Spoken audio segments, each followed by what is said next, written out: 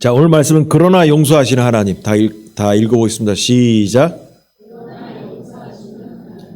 다시 한번 시작. 예. 자, 느헤미야 9장 9절에서 18절까지 보겠습니다. 교도합니다. 주께서 우리 조상들이 애굽에서 고난받는 것을 감찰하시며 홍해에서 그들의 부르짖음을 들으시고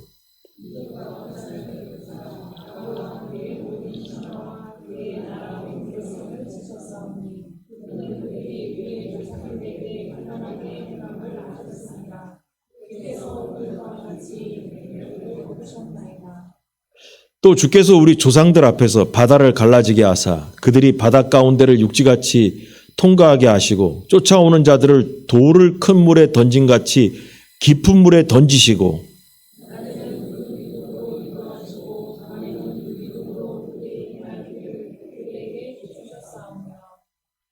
또 시내산에 강림하시고 하늘에서부터 그들과 말씀하사 정직한 규례와 진정한 율법과 선한 율례와 계명을 그들에게 주시고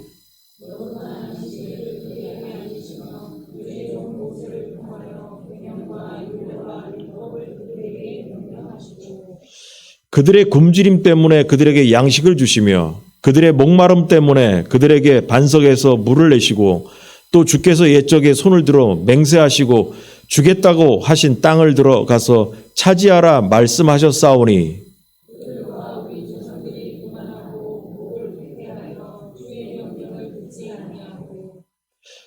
거역하며 주께서 그들 가운데에서 행하신 기사를 기억하지 아니하고 목을 굳게 하며 패역하여 스스로 한 우두머리를 세우고 종되었던 땅으로 돌아가고자 하였나이다. 그러나 주께서는 용서하시는 하나님이시라 은혜로우시며 긍휼히 여기시며 더디 노하시며 인자가 풍부하심으로 그들을 버리지 아니하셨나이다.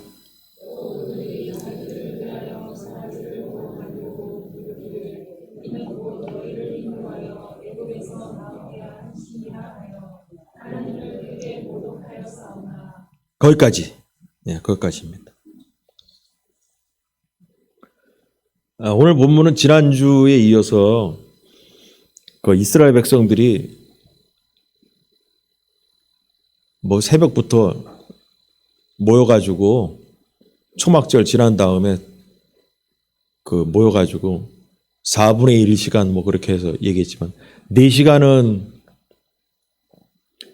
나와가지고 말씀을 학자들은 아침 6시부터다라고 이제 계산을 하는데 6시부터 4시간 동안 말씀 듣고 그 다음에 뭐냐면 12시까지 정오까지 4시간 동안 회개 기도와 하나님을 향한 찬양을 했다.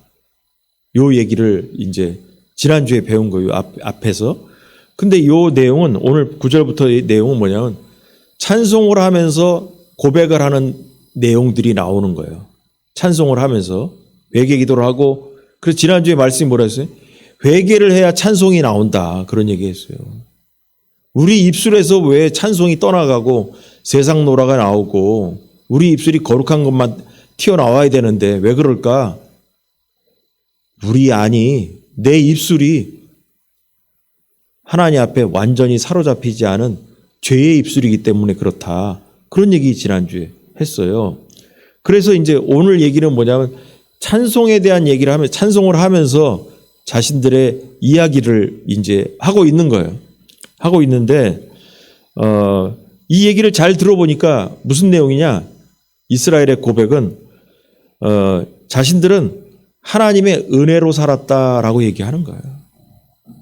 오늘 제목이 그러나 용서하시는 하나님 이렇게 정한 게 성경 구절에 나와 있는 걸 그대로 빼다 쓴 건데 하나님께서 이들에게 애굽에서부터 빼내가지고 그런 그 기적 속에서 간증 속에서 광야에서 잘 살았는데도 불구하고 간증이고 뭐고 다 필요 없이 하나님을 배신하더라 이 말이에요.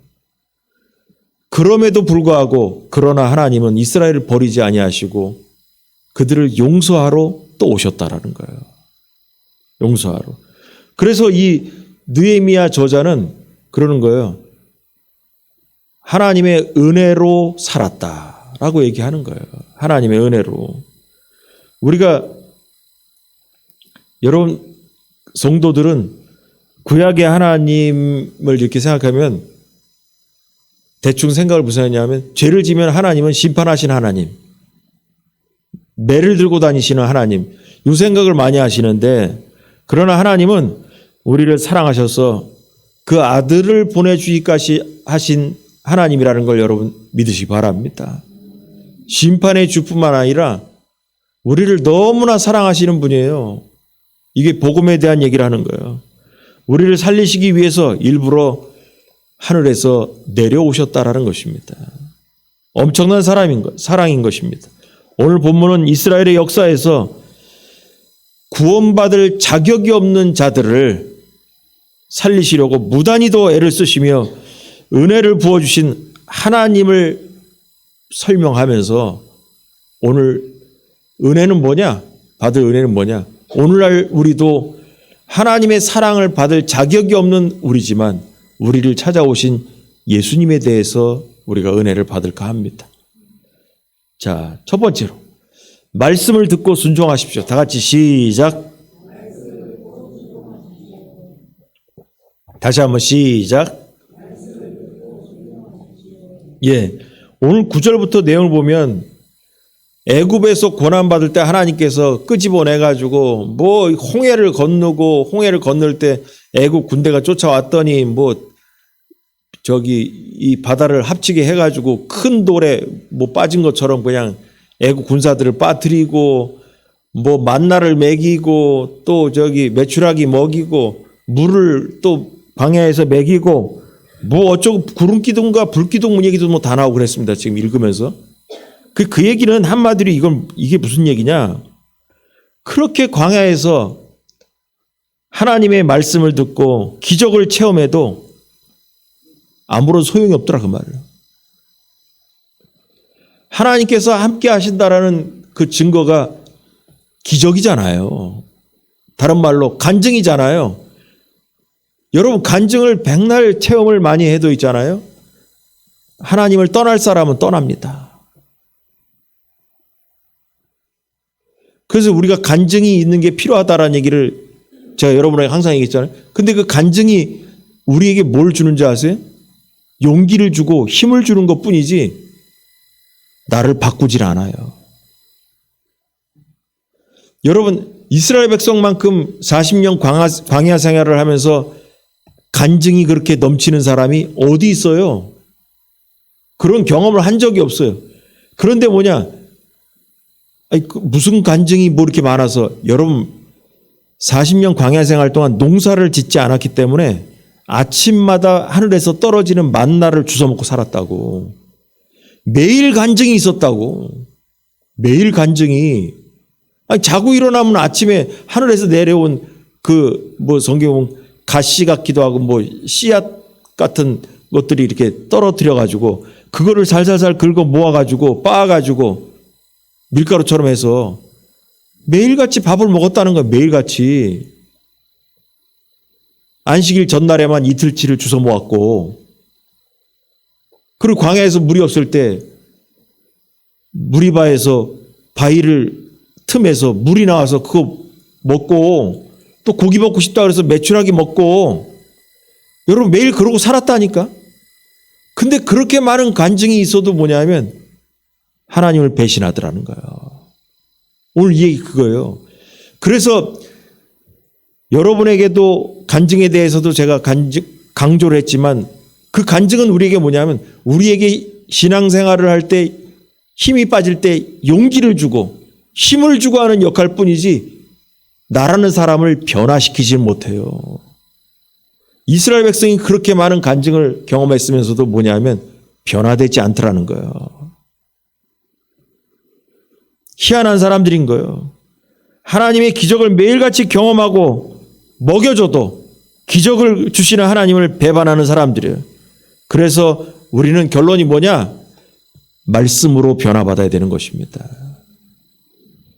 간증으로 변화받는 것이 아니라 기적으로 변화받는 것이 아니라 성경은 우리에게 말씀으로 하나님의 말씀으로 변화된다라는 것입니다. 자, 로마서 10장 17절 읽어보세요. 다 같이 시작.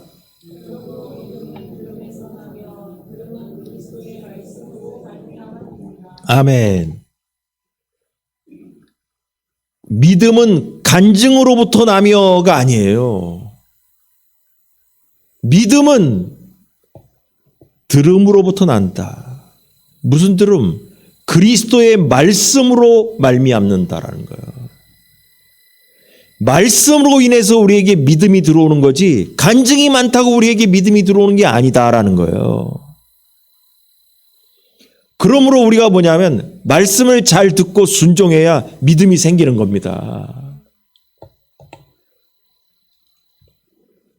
근데 말씀은 들음으로 한다 그러는데 여기서 듣는다. 여러분 말씀은 들었기 때문에 믿음이 생기는 게 아니에요. 여기서 듣는다라는 얘기는 뭐냐? 부모가 그래서 자녀들한테 야 엄마 아빠 말 들어. 그 말은 뭐예요? 하라는 대로 해 그 말이에요. 듣고 여기 일로 듣고 일로 빼라는 얘기가 아니에요. 부모 말씀을 들으면 엄마 아빠 말씀을 들으면 들은 대로 행하라는 순종하라는 얘기지 들은 대로 그냥 빼고 말어 그거 아니라니까. 그럼 여기에서 로마서 얘기도 뭐냐 믿음은 그리스도의 말씀으로 난다 그랬거든요. 그리스도의 말씀을 순종할 때 믿음이 생긴다라는 거예요. 그래서 하나님의 말씀을 순종해야 능력이 생기고 기적을 경험한다는 거예요. 자, 사무엘상 15장 22절 다 같이 시작.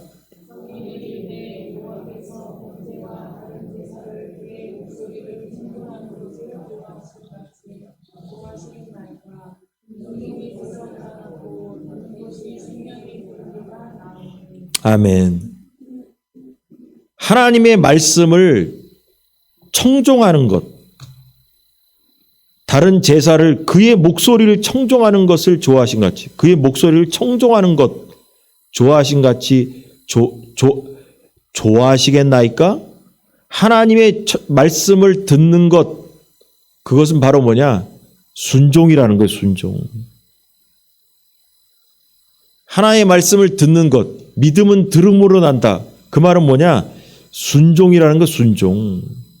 순종이 제사보다 낫다라는 거예요. 순종이 예배를 드리는 것보다 더 중요하다라는 거예요. 백날 예배를 드려도 하나님 말씀대로 살지 않으면 아무 소용이 없다는 얘기예요. 그래서 또 얘기하는 거예요. 우리는 죽는 날까지 변화받아야 된다라는 거예요. 변화받는다는 게 뭐예요? 하나님 말씀대로 순종해야 된다라는 거예요.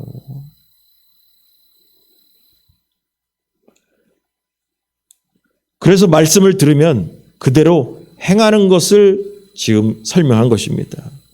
그러나 하나님이 아무리 복을 주시면서 순종하라고 그렇게 말씀하셔도 듣지 않는 게 죄인인 인간인 것입니다. 안 들어요. 안 듣기 때문에 우리가 변화되지 않고 사는 거죠. 자, 성경 또 볼까요? 예레미야 26장 5절 다 같이 시작.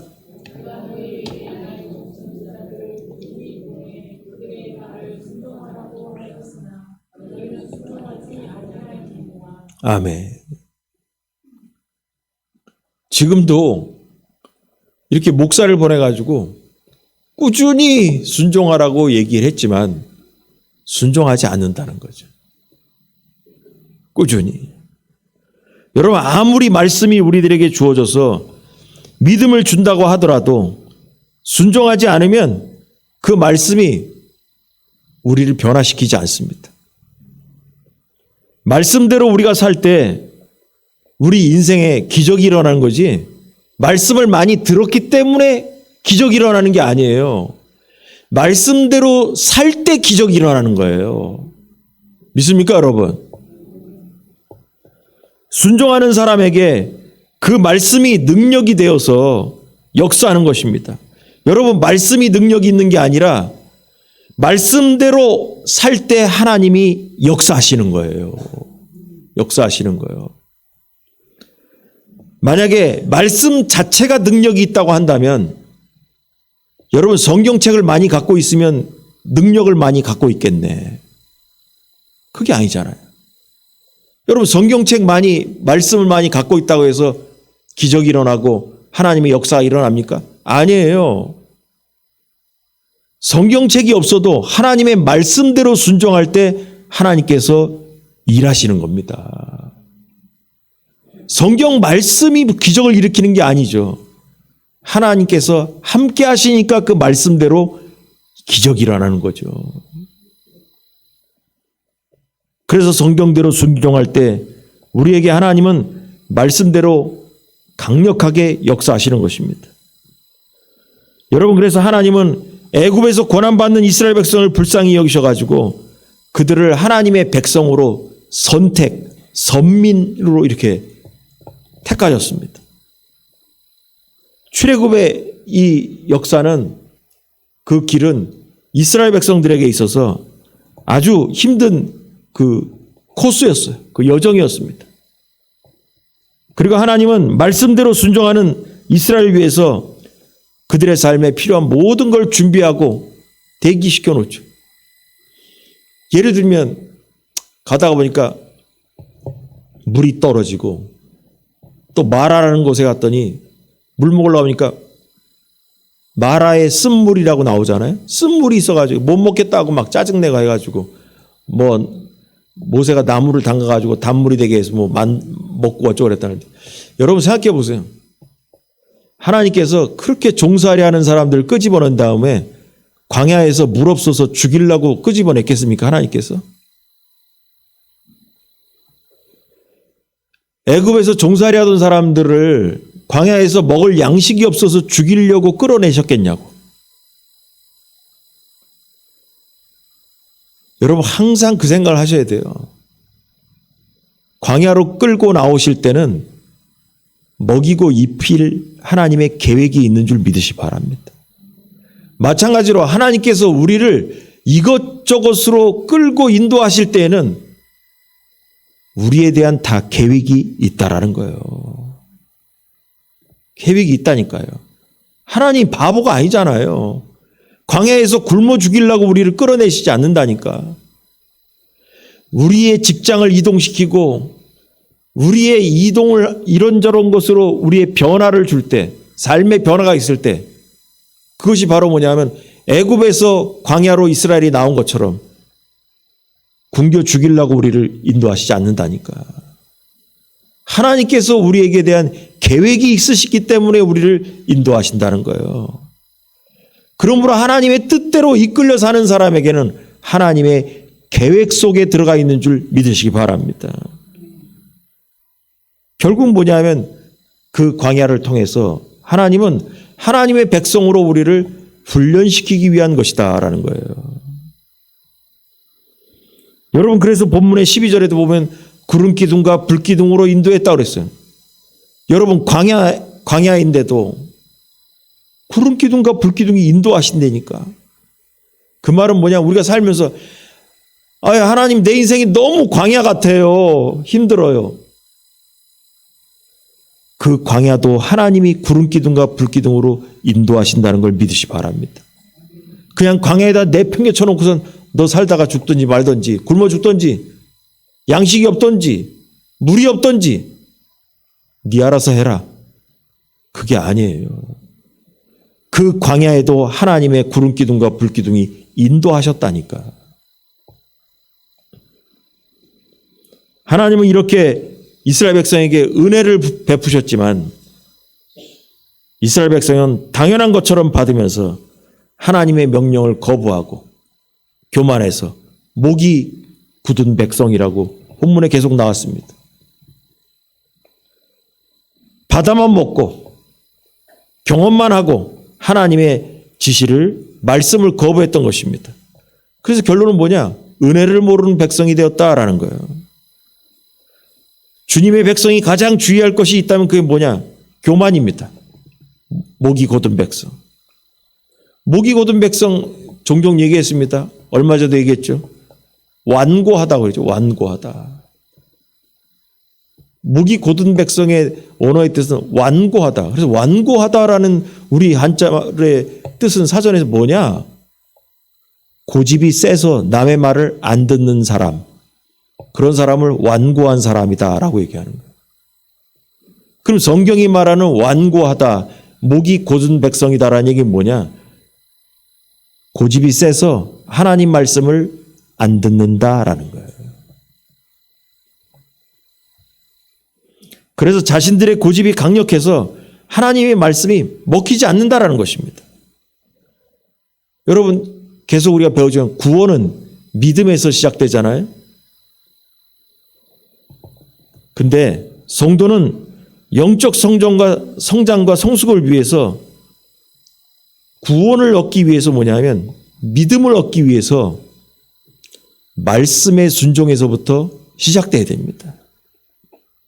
순종에서부터. 자, 그러면은 한번 성경구절을 하나 또 보겠습니다. 에베소 4장 13절 중요한 성경구절입니다. 다 같이 시작.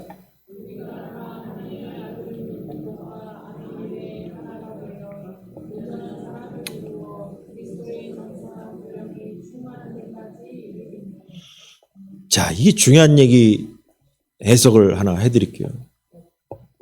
뭐냐면 우리가 다 하나님의 아들을 믿는 것과 아는 일에 하나가 되어 온전한 사람을 이루어 그리스도의 장성한 분량에 충만한 데까지 이르니, 이 구절의 결론은 뭐냐? 우리는 다 빼버리고 우리는 그리스도의 장성한 분량이 돼야 된다. 다시 말해서 그리스도 안에서 장성한 성장한 성도가 돼야 된다는 거예요. 머무른 성도가 아니라 그리스도의 장성한 분량이 충만한 데까지, 뭐냐, 예수 그리스도를 닮아서 성숙한 성도가 돼야 된다. 우리는 성숙한 성도가 돼야 된다라는 얘기예요. 그런데 성숙한 성도, 그리스도의 장성한 분량이 충만한 데까지 이르는 이 성숙한 성도가 되기 위해서 어떻게 되냐? 1번 하나님의 아들을 믿는 것과 예수님을 믿는 것과 2번 예수님을 아는 일에 하나가 되어야 온전한 사람이 된다라는 거예요. 그리스도를 닮아서 장성한 성도가 되기 위해서는 하나님의 아들을 믿는 것, 예수 그리스도를 믿는 것과 아는 것, 뭘 알아? 하나님의 아들을 잘 알아야 된다라는 거예요. 믿는 것과 아는 것이 하나가 되어야 온전한 성도가 된다라는 거예요. 온전한 성도란 얘기는 그리스도의 장성한 분량에 충만한 데 이른 사람, 성숙한 성도와 온전한 성도가 같은 말이에요. 그럼 우리는 죽는 날까지 어떻게 되냐? 온전한 성도가 되기 위해서 노력해야 돼. 성숙한 성도가 되기 위해서, 그리스도의 장성한 분량에 도달한 성도가 되기 위해서 기를 쓰고 노력해내는 성도가 돼야 돼. 그러려면 어떻게 되냐? 예수 그리스도를 믿는 것과 예수 그리스도를 아는 일에 충성을 다해야 돼요. 거기에 우리가 신경을 써야 된다는 거예요. 다시 말해서 교회를 다니면서 복음을 제대로 알아야 된다는 거예요. 복음 대신 예수 그리스도를 잘 믿고 복음을 제대로 깨달아야만이 장성한 성도가 된다라는 거예요. 교회를 다녀도 복음을 몰라. 그럼 배신하는 거예요. 여러분, 오늘 지금 이 얘기를 했지만, 에베소 지금 얘기했지만, 이따 오후에 히브리서 우리 계속 하잖아요. 히브리서 얘기가 바로 그거예요. 초대교회 사람들이 교회에 나왔다가 그 초대교회 사람들 다 누구냐 하면 구약 사람들이에요. 구약을 믿고 있던 유대인 사람들이 예수 그리스도를 통해서 신약 사람들로 바뀌어 나온 거예요. 근데 교회를 다니다가, 이건 제 얘기가 아니고 신학자들 얘기예요. 히브리서가 왜 쓰여졌냐? 히브리서의 내용을 보니까 뭔 얘기를 하고 있느냐의 결론이 뭐냐 하면 유대인들이 구약의 하나님만 믿다가 신약의 예수 그리스도를 영접해서 초대교회를 나왔다 이거예요. 근데 나오다 보니까 이 사람들이 무슨 생각했냐? 유대교적 신앙이 있어가지고 짬뽕이 돼가지고 교회를 나와도 무슨 생각했냐면, 야, 예수님이 천사랑 막 좀 비슷한 거 아니야? 그러다가 복음을 못 깨닫고, 에이, 이럴 바에는 그냥 다시 구약으로 돌아가자. 다시 유대교로 돌아간 사람들. 그래서 히브리서 저자가 그런 거예요. 야, 예수님하고 천사하고는 급이 달라. 천사는 피조물이고 예수님은 창조주야. 그리고 또 하나 얘기가 요새 배우는 게 뭐예요? 예수님하고 유대인들이 가장 중요히 여기는 모세하고 비슷비슷한 거 아니야? 또 올려놓고 비교를 했단 말이에요. 그래서 히브리 저자는 뭐냐 하면 히브리서 저자는 뭐냐? 아니야. 모세도 사람이잖아. 근데 예수님은 하나님의 아들이야. 그리고 창조주 되셔. 이게 급수가 안 맞아. 이 얘기하는 거예요. 그래서 이 얘기를 하면서 결국은 뭐냐면 우리가 그 초대교회 사람들이 뭐냐면 결론은 교회를 다녀도 초대교회를 나왔는데 복음 대신 예수님을 믿고 아는 것이 온전하지가 못해. 그래서 결국 뭐냐? 다시 옛날로 돌아가 버렸다는 거예요. 그 옛날 유대교로 돌아간 구약으로 돌아간 그 성도들 보면서 히브리서를 지은 저자 이름이 누군지는 몰라. 신학적으로. 안타까워서 돌아가지 마라. 쓰여진 게 바로 히브리서라는 거예요. 마찬가지야. 우리도 이 시대에 교회를 백날 다녀도 하나님의 아들인 예수 그리스도를 믿는 것과 아는 것이 제대로 되지 아니하면 온전한 성도가 되지 못한다는 거예요. 그럼 이 사람은 어떻게 됐냐? 예수님을 배반하고 결국 애굽으로 다시 돌아가게 된다는 것입니다.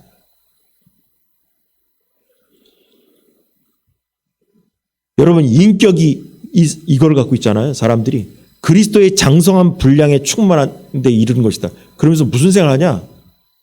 그리스도의 인격을 닮아야 된다라고 해석을 하고 막 얘기를 하는 거야. 여러분 세상에는 인격 좋은 사람들 많아. 여러분 인격이 좋아야 우리가 온전한 사람이 되는 게 아니에요. 인격이 좋아야 그리스도의 장성한 분량에 도달한 사람이 되는 게 아니에요. 교회는 복음 대신 예수 그리스도를 잘 믿고 잘 아는 것이 온전한 성도가 되는 겁니다. 여러분 이걸 알아야 됩니다. 여러분 우리가 교회 다니는 게 착한 사람 되려고 나오는 게 아니에요. 복음 대신 예수 그리스도를 믿고 알기 위해서 나오는 거예요. 여러분 그래서 예수님을 믿고 잘 알아야 온전한 성도, 다시 말해서 장성한 성도가 되는 것입니다. 이것이 바로 히브리서 우리 지난주에 배웠던 단단한 음식을 먹는 성도인 것입니다. 오후에 안 나오시는 분들을 위해서 서비스. 자, 히브리서 5장 12절에서 14절까지 때가 다 같이 시작.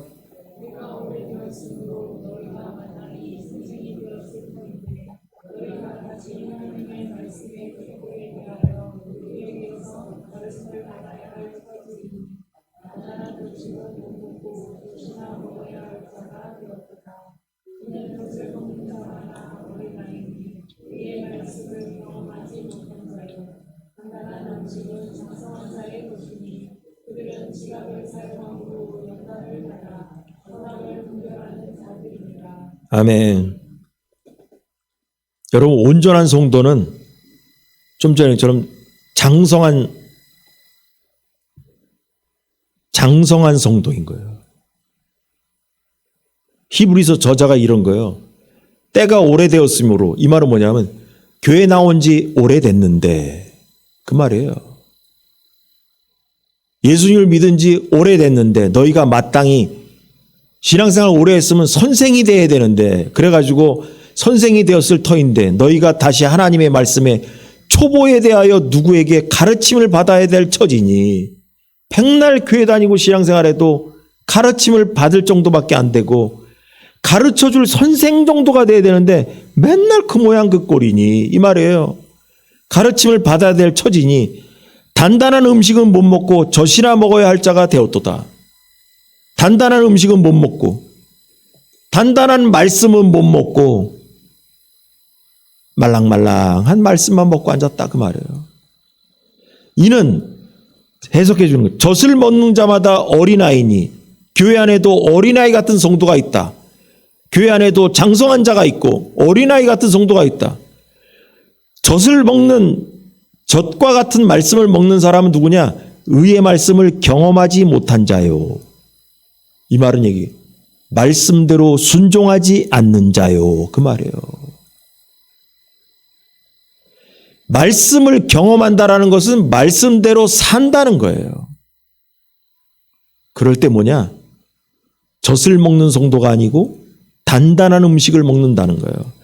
단단한 음식은 장성한 자의 것이니 말씀도 단단한 음식이 있어요. 그들은 지각을 사용함으로 연단을 받아 선악을 분별할 사람들이다라는 거예요. 그러면 교회 안에도 뭐냐면 말씀의 초보, 젖이나 먹는 그러한 성도들은 말씀을 경험하지도 못해. 말씀대로 살지도 않아. 그러다 보니까 어떻게 되냐? 선과 악을 분별을 못해.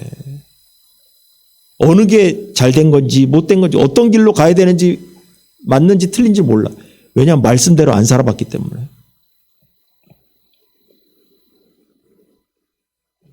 자, 그래서 여러분, 우리는 죽는 날까지 변화받고 하나님 말씀대로 변화받고 장성한 자가 되고 온전한 성도가 되어야 될 줄 믿으시 바랍니다. 우린 거기를 향해서 달려가야 되는 거예요.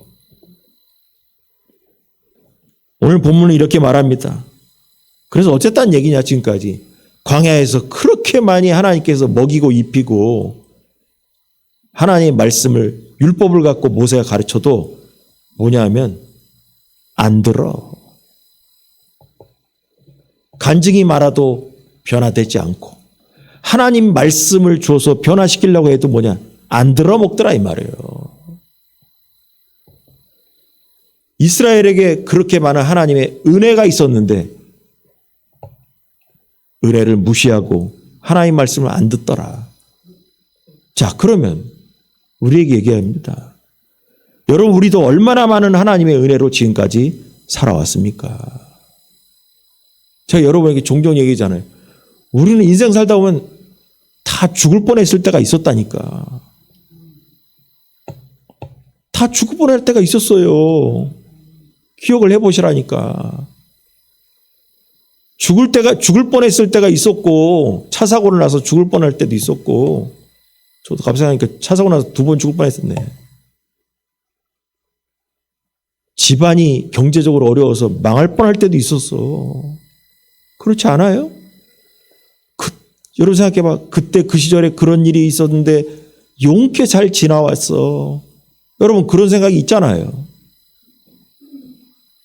그게 광야에서 하나님의 은혜로 우리가 구원받아 살아왔던 것입니다.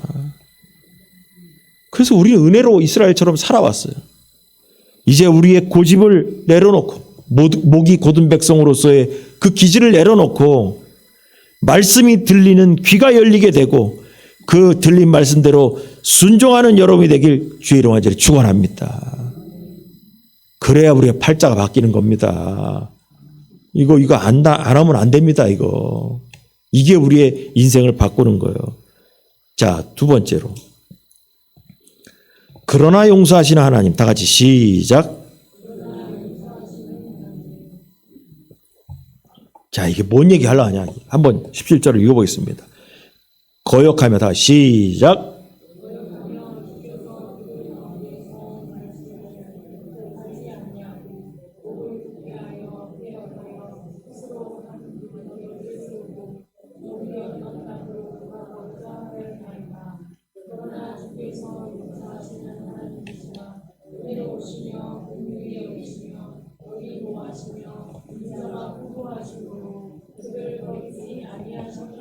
아멘.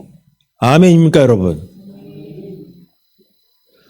여기 읽다가 여기 보면 광야에서 어쩌고저쩌고 했는데 거역하며 주께서 그들 가운데서 행하신 기사를 기억하지 아니하시고 그들 가운데 행하신 기적 간증을 기억하지 아니하고 목을 굳게 하여 패역하여 스스로 한 우두머리를 세우고 종되었던 땅으로 돌아가고자 하였다. 이게 무슨 소린가? 이거는 뭐냐면 그거 얘기예요.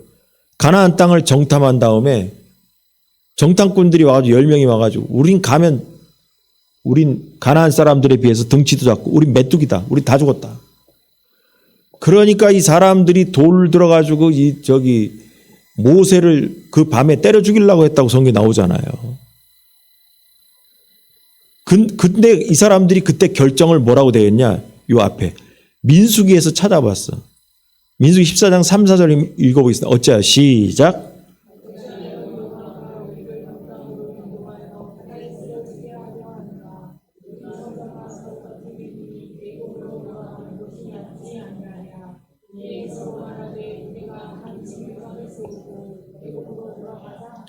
바로 이 얘기라.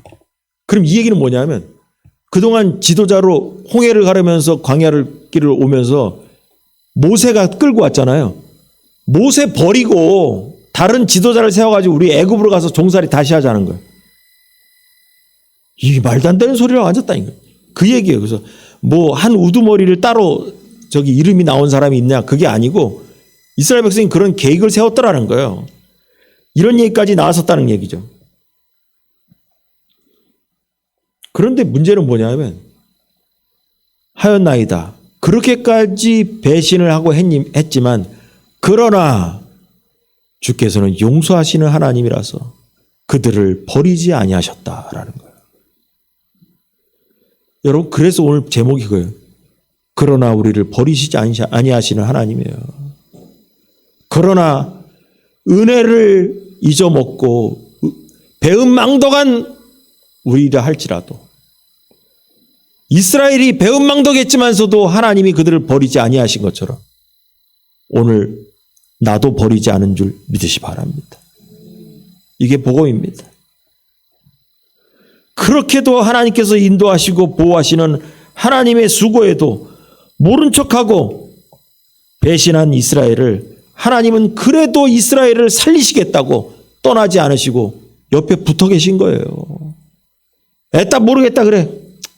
니들끼리 살든지 애굽으로 돌아가서 종살이를 하든지 말든지 니들 혼자 놀아라. 그게 아니고 끝까지 그 배신한 이스라엘의 옆에 붙어 계시면서 이스라엘을 살리시겠다고. 끝까지 그 민족을 살리시겠다고 옆에 계셨다는 것입니다. 그 살리겠다고 붙어 계신데도 그래도 도망간다고 배신해서 하나님 버리고 배신해서 도망가는데도 하나님은 끝까지 또 따라가시는 거예요. 여러분 이게 복음입니다. 이스라엘에다가 나를 집어넣으세요.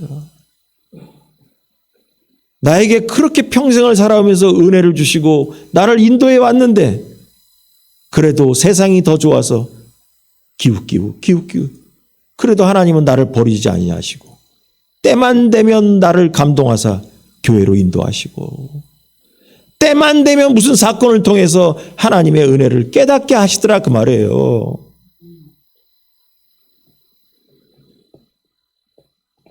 그래서 하나님은 용서하시는 분이라는 거예요.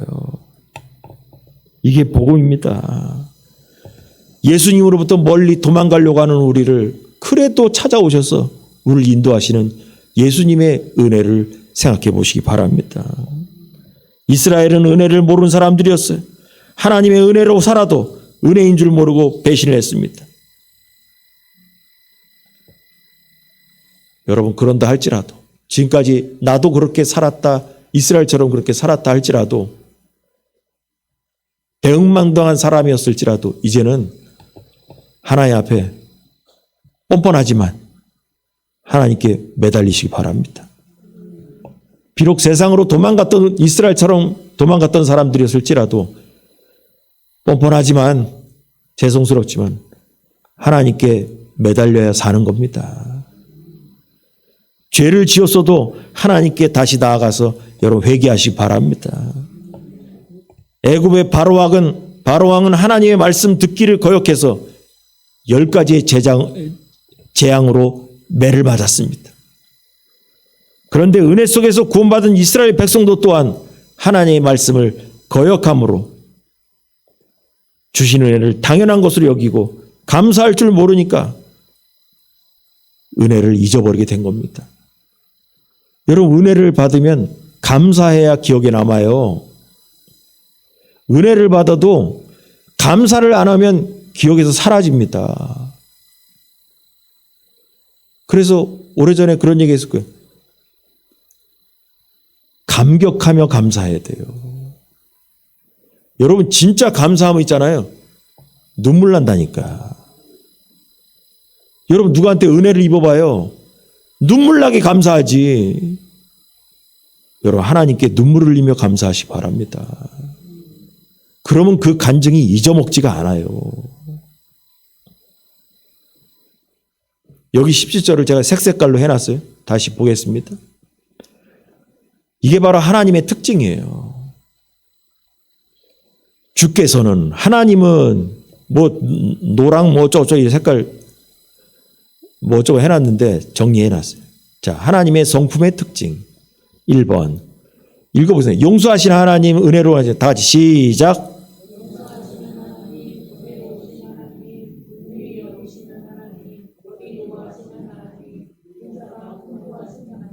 믿습니까 여러분? 자, 근데 있잖아요. 이걸 읽으면서 이 본문을 보면서 이제 깨달음이 있어.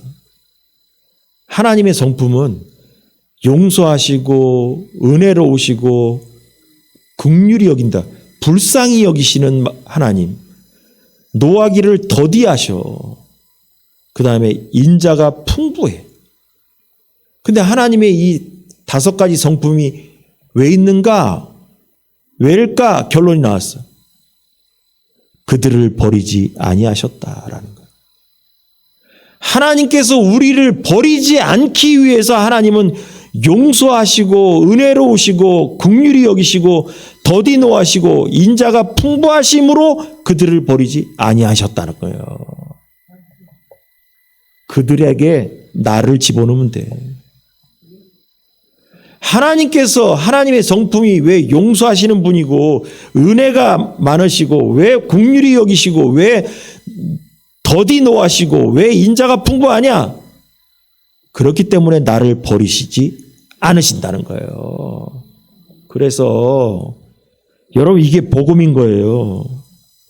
하나님의 모든 마음은 우리를 버리지 않기 위해서 갖고 있는 성품이라는 거예요. 이 5가지의 마음이 얼마나 놀라운 말씀입니까? 하나님의 모든 관심은 어디에 가 있냐? 나에게 있는 거예요. 하나님의 모든 관심이 이스라엘을 버리지 않기 위해서 온 신경이 쓰이는 것처럼 적용하면 하나님의 모든 성품은 나를 버리지 않고 나를 살리기 위한 관심에 거기에만 가 있는 거예요. 하나님은 지금. 믿습니까 여러분? 아멘입니까 여러분? 믿으시라니까. 철석같이 믿으라니까. 남 얘기가 아니라니까. 여러분 하나님은 오로지 우리에게 관심이 있어요. 여러분 우리도 뭐에 관심이 있어요?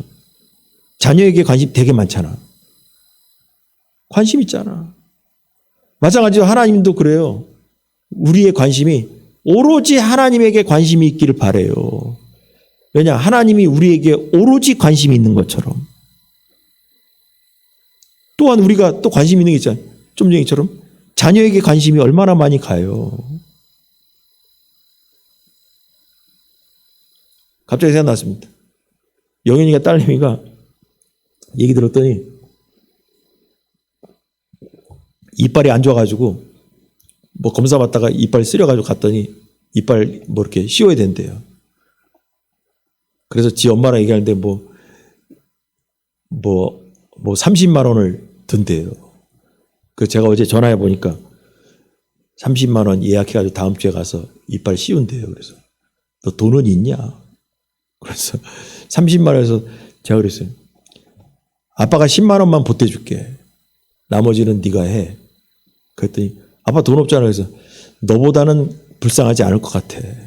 그래서 10만 원 보태줘요. 다 안 보태줘요. 왠지 아세요? 독립된 존재예요. 독립되게 살아야지. 독립되게. 여러분 이 본문을 생각하면서 그런 거예요.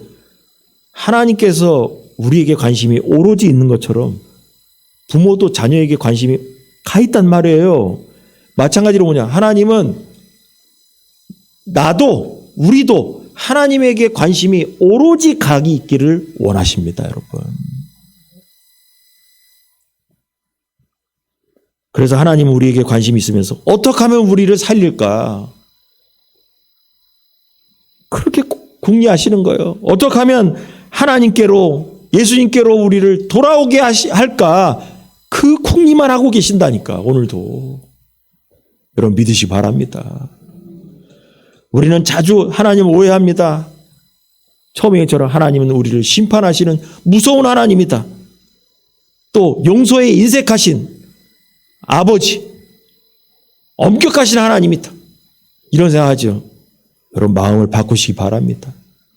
하나님은 언제든지 우리를 살리려고 하는 용서하시는 아버지인 줄 믿으시기 바랍니다. 그래서 하나님 우리를 사랑하셔가지고 값없이 용서하시는 분이에요. 하나님의 음성을 듣지 않고 배신하고 불순종했던 이스라엘의 길을 가면 절대로 안 됩니다. 그러면 여러분 용서하시는 하나님께 오늘도 빨리 달려가서 품에 안기시기 바랍니다. 탕자가 있잖아요. 아버지께 돌아갈 때 조건이 없어. 그냥 돌아갔더니만 아버지가 좋아가지고 잔치를 벌이잖아요. 잔치를 벌이잖아요. 그러나 있잖아요. 아들에게 필요한 게 하나 있었어. 나갈 때는 아버지에게 재산 내놓으세요. 큰 소리 똥똥 쳤지만 돌아왔을 때는 아버지, 내가 아버지 집에서 돼지를 치는 종이라도 될게요. 그랬더니 아버지가 뭐래요? 아니다. 또 내 아들이지 않냐? 금가락지를 키우고 잔치를 했다고 나왔어요. 우리가 아버지께 돌아갈 때는 아버지 저는 죄인입니다라는 마음으로 그 마음만 갖고 겸손히 다가가시 바랍니다. 우리를 향해서 반지를 끼우시고 잔치를 벌여주시는 아버지를 만날 줄 믿으시 바랍니다. 기도하겠습니다.